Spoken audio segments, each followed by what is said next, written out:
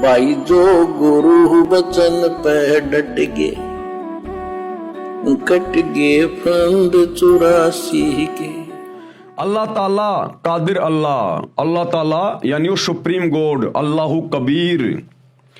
अल्लाह ताला यानी कादिर अल्लाह स्वयं ही अपना नबी स्वयं बनकर भी धरती पर तथा आसमानों पर आता जाता है।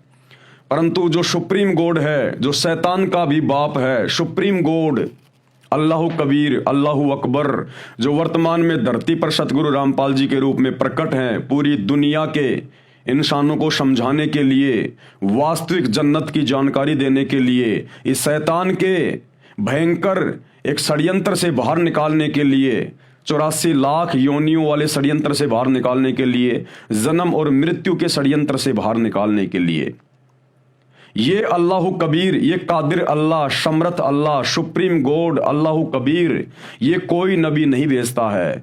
वो स्वयं ही नबी बनकर आता है और अपने ज्ञान का प्रचार करता है। जिस प्रकार वर्तमान में सतगुरु रामपाल जी स्वयं ही अपने ज्ञान के नबी बनकर धरती पर प्रकट हैं।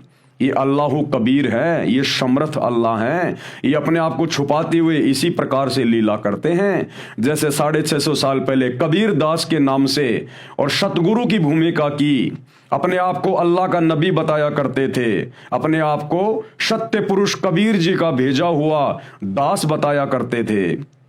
लेकिन थे वो स्वयं ही कादिर अल्लाह।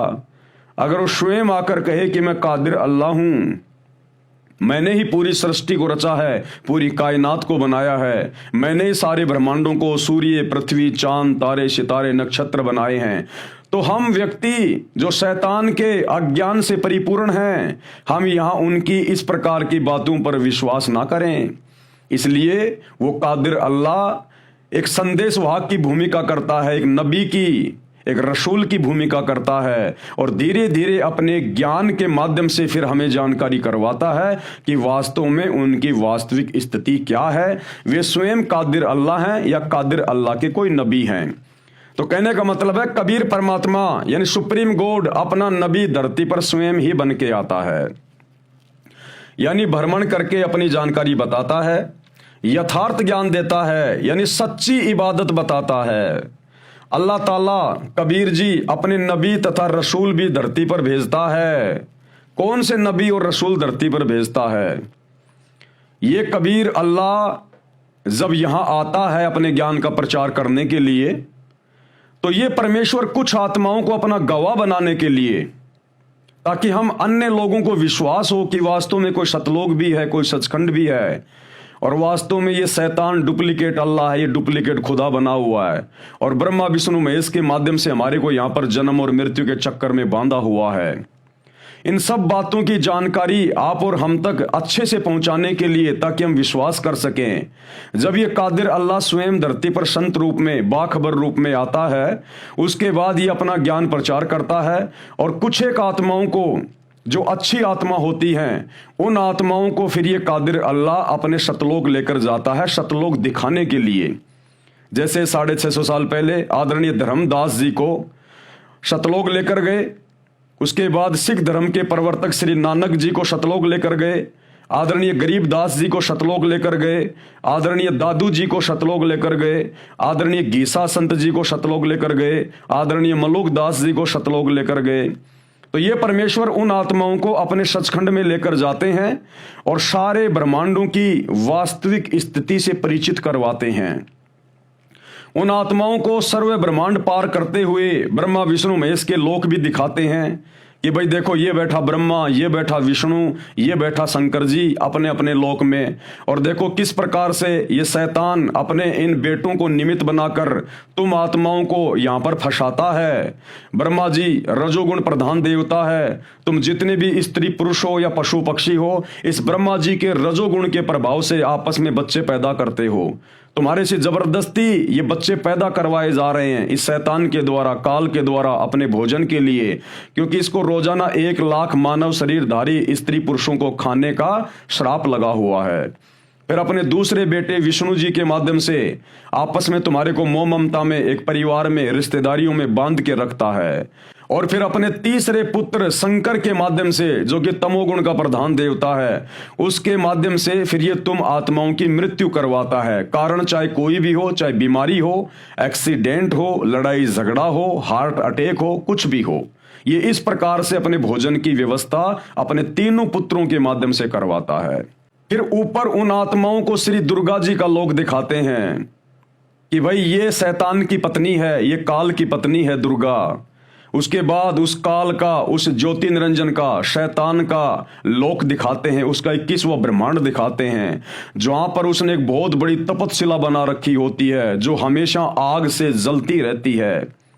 वहां पर ये प्रतिदिन 1 लाख मानव शरीरधारी स्त्रियां पुरुषों के सूक्ष्म शरीर को भून भून के उनकी वासना निकाल के खाता है, जो इसको श्राप लगा हुआ है, जिसे मुसलमान भाई बेचून कहते हैं कि हमारा खुदा बेचून है, हमारा अल्लाह साकार नहीं है, वो दिखाई नहीं देता। वहां पर उसको साकार रूप में दिखाया जाता है कि देखो ये बैठा मुसलमानों का अल्लाह, ये बैठा हिंदुओं का भगवान, ये काल, ये शैतान, ये अपने ओरिजिनल रूप में किसी को दर्शन नहीं देता है। फिर परमेश्वर उन आत्माओं को ऊपर लेकर जाते हैं, अक्षर पुरुष के 7 संग ब्रह्मांड दिखाते हैं, फिर उससे ऊपर शतलोक में लेकर जाते हैं।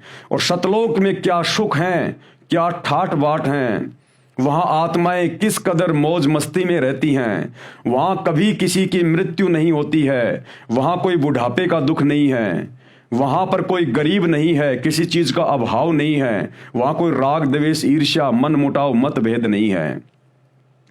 और प्रत्येक आत्मा के वहां पर अपने महल हैं, अपने बड़े बड़े, प्रत्येक आत्मा के विमान हैं, वहां कोई काम धंधा नहीं करना पड़ता है, जो मन में इच्छा करोगे वही चीज आपके समक्ष उपलब्ध हो जाती है।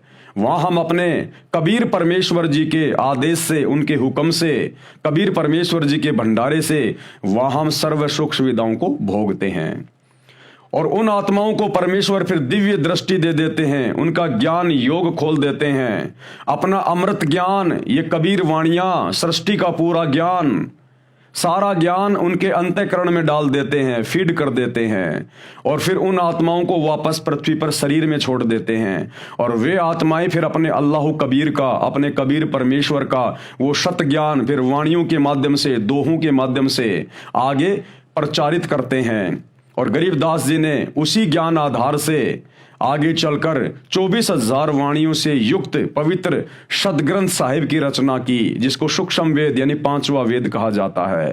धर्मदास जी ने उसी ज्ञान के आधार से कबीर सागर की रचना की, जिसको 5वां वेद सूक्ष्म वेद कहा जाता है। आदरणीय नानक जी की उन्हीं वाणियों का संग्रह करके, जो सतलोक देखने के बाद उन्होंने बोली और कही, आगे चलकर श्री अंगद देव जी के द्वारा गुरु ग्रंथ साहिब के रूप में जो है लिपिबद्ध कर दिया गया। दादू जी के द्वारा जो सतलोक देखने के बाद वाणियां बोली गई, जो ज्ञान बोला गया, वो दादू ग्रंथ के नाम से लिपिबद्ध कर दिया गया। इस प्रकार ये कादिर अल्लाह, अल्लाह ताला, ये कबीर परमेश्वर अपने नबी भेजता है, यानी पहले उन आत्माओं को सतलोक दिखाता है, उनको ज्ञान से परिपूर्ण करता है, उनका ज्ञान योग खोलता है, फिर उन आत्माओं को नीचे पृथ्वी पर भेजता है। इस प्रकार से ये परमेश्वर अपने नबी तैयार करता है। सतलोक से किसी आत्मा को, जो कि मोक्ष प्राप्त आत्मा वहां रहती हैं, उनको यहां नबी के रूप में या अवतार के रूप में नहीं भेजता है। तो क्या बताया गुरुदेव ने?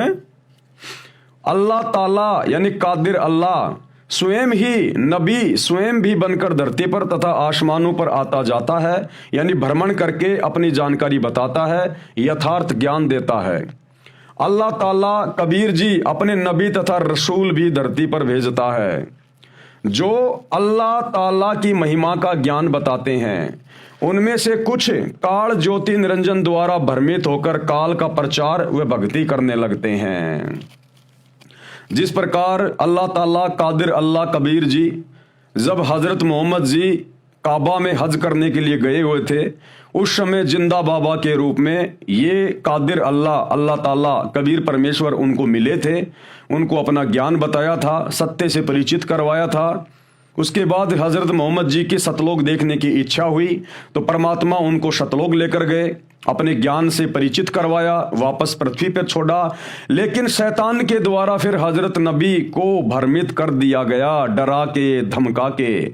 और फिर हजरत मोहम्मद जी ने उस कादिर अल्लाह अल्लाह कबीर के ज्ञान को स्वीकार नहीं किया, और शैतान के द्वारा जो ज्ञान उनको बताया गया, जिब्राइल फरिश्ते के द्वारा जो उनको ऊपर ले जाकर दिखाया गया, कुरान शरीफ की जो आयतें उनको पढ़ाई गई, उनके ऊपर नाजिल की गई, वही ज्ञान फिर हजरत मोहम्मद जी ने आगे प्रचारित किया। अर्थात कहने का मतलब है कुछ आत्माएं फिर काल के जाल में फंस जाती हैं और फिर वे शैतान का ही ज्ञान प्रचार करती हैं। उनमें से कुछ काल ज्योति निरंजन द्वारा भ्रमित होकर काल का प्रचार व भक्ति करने लगते हैं।